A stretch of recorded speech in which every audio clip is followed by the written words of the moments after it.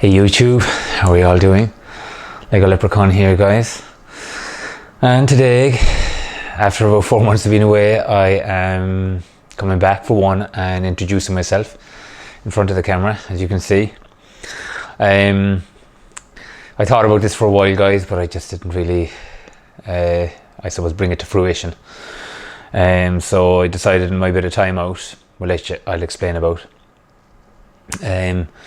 is that I wanted to kind of come back with trying to up the game a little bit, meaning that I wanted to get a bit more of a professional look to what I want to do, because this is my goal for going ahead.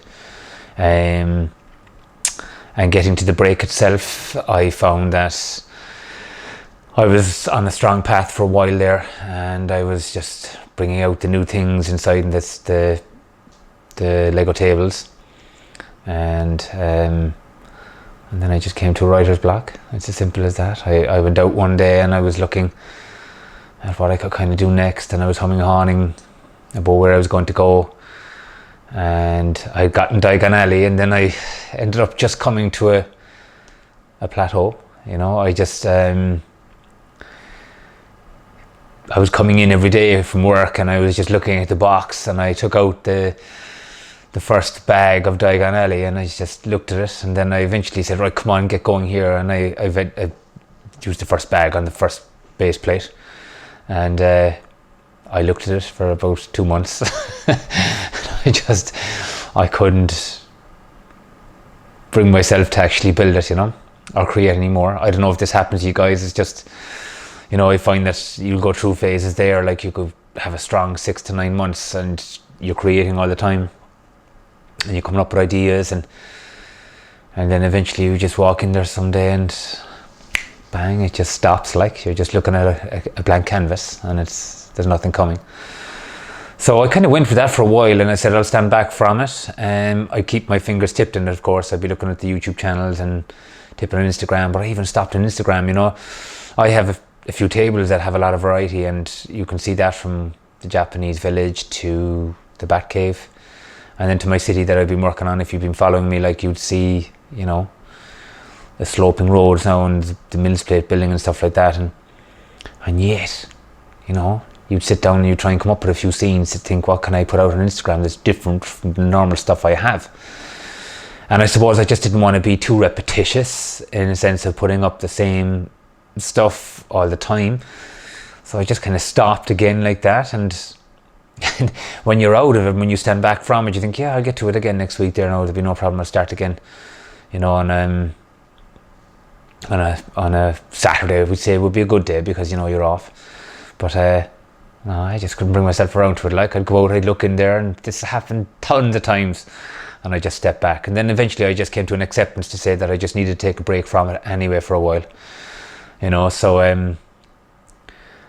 So as you can see, if you've been following me on Instagram, I kind of got back on the bandwagon there about 10 or 11 days ago, when I found out the Saturday, the 23rd, or I don't know what your date it was. No, before that, sorry. I don't know, 16, 17, 18, whatever. It was Batman Day, and I didn't know there was a Batman Day. And you're looking at the Batman head here, like, of Lego, like, I actually adore it, like, and I didn't know that day existed, you know. So I said, you know what, just post something, like, you know. And I have to thank my girlfriend for that, because she was the one who turned around and said in a text, today is Batman Day, just in case you have any inkling to actually put up something. And I didn't. And the fact that it was Batman Day, I said, you know what, put one out. So I put one out of the cave anyway, which most of you do know, but again, it was reaching people that didn't see it before. That's the cool thing about Instagram.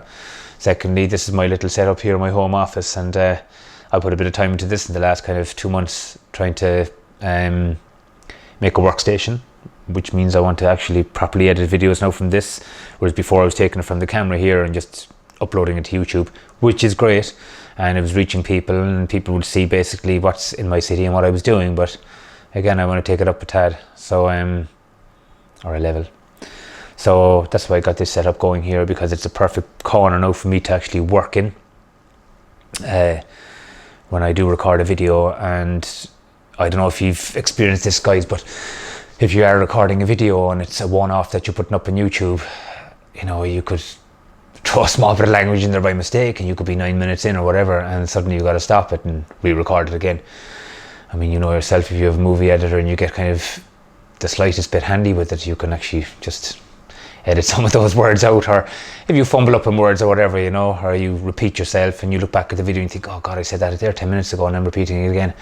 So I suppose with me, I just wanted to get on top of that and bring it up to a bit more of a professional level. So this will be kind of my office here where I'll be working on videos, and also if I'm talking into the camera, it's a nice place to actually sit. And I just got all the stuff that I needed that was necessary to do so, you know.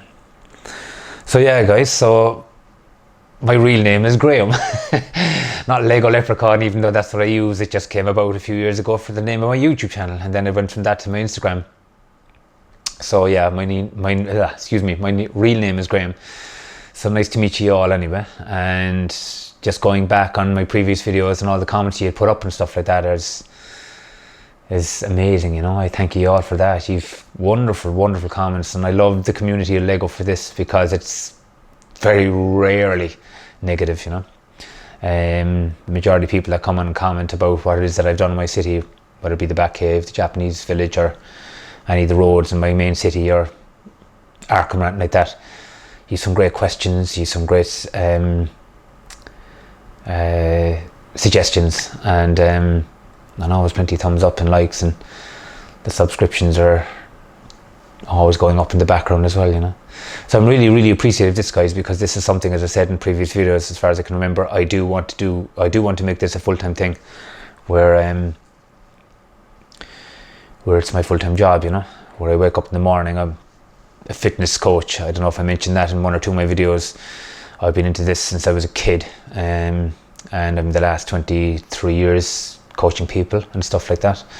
I'll always keep fit. If I ever get into a routine about what it is that I love doing, it's going to be get up in the morning, and my first things first is coffee, and I love that, and then I hit the workout, and after that I'm fresh and ready for the day. And Lego is the one thing that I feel that when I actually sit down and go at it, or stand up if it's in my city, 9-10 hours could pass, and I am in love with what I do, because I can't, or should I say, I don't realise time passing. It's funny, because I show people some of my city, friends of mine or whatever, like, you know, that would have been clients of mine or are clients of mine or whatever, and they just come out and they say it's great and they really like it, but they always say, where do you get the patience, you know? And all you Lego builders know, like, it's patience doesn't come into something that you love, you know. I'm not thinking as I'm building my Batcave, geez, I wish this was done now sooner, you know, so I could just get it over with. No, I'm enjoying the process. The one thing I wish, alright, is I could get more grey sloping rock, so I could actually completely complete it sooner, not for the want of actually rushing the process of building. It's the fact that I have the ideas in my head, they're fresh, and I want to continue with it. So you need to buy more parts, and as we all know, Lego's quite expensive. So yeah, it's when people hit me with where do you get the patience, or I wouldn't have the patience, they would say, like, you know, and I suppose they see it as just putting one block on top of the other and how tedious it is, you know. And to me, it's the love of my life, you know, and in my passion of what I want to do, you know. And I think if you find that in your life, it's gold, you know. It really is.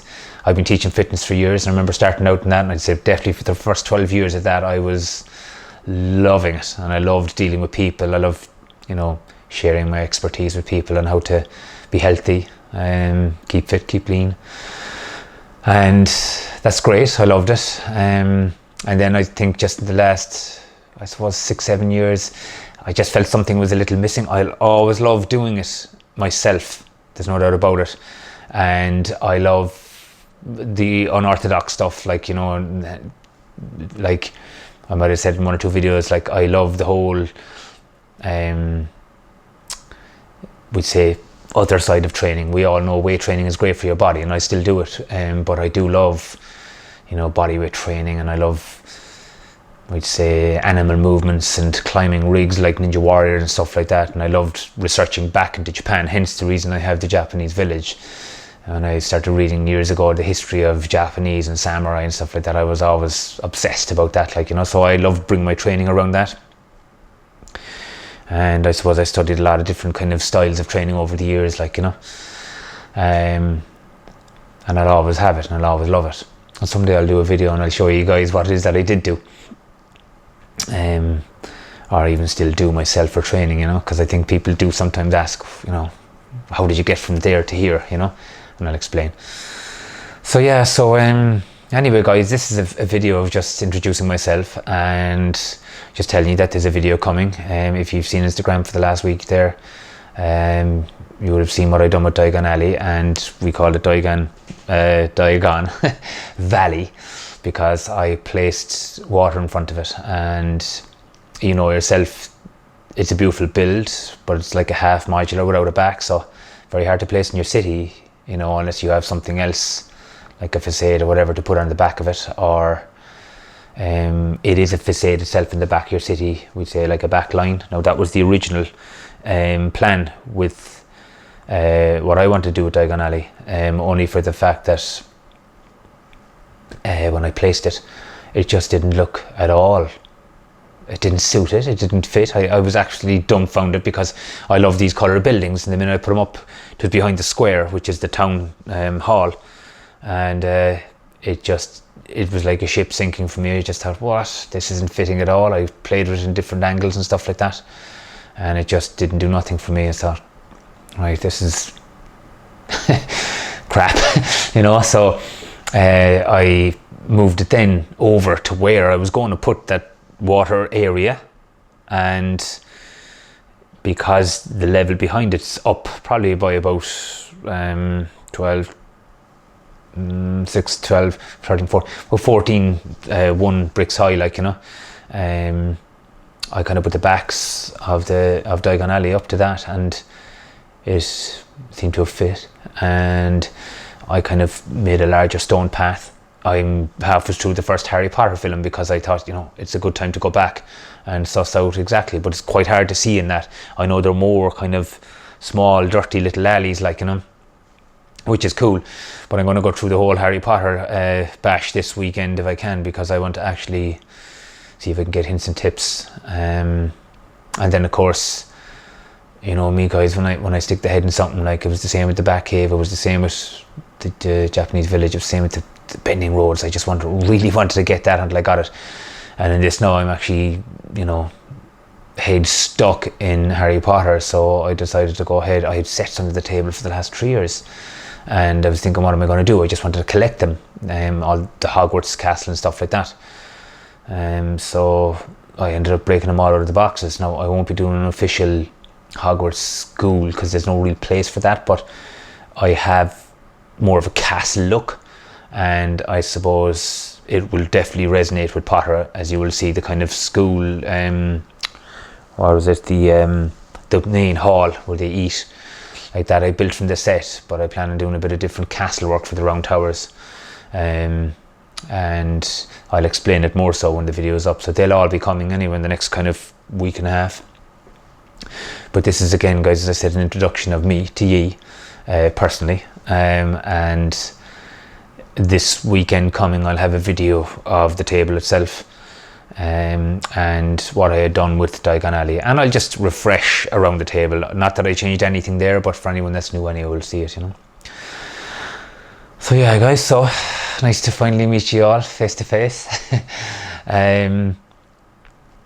Yeah, stay tuned.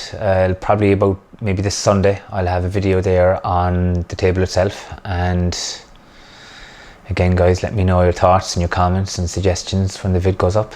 But I'm just putting this out there anyway to let you know it's me, and it's me coming back and it's me in person. So yeah, so we'll talk to you in the next video, and thanks again for checking in with us. Lego Leprechaun out.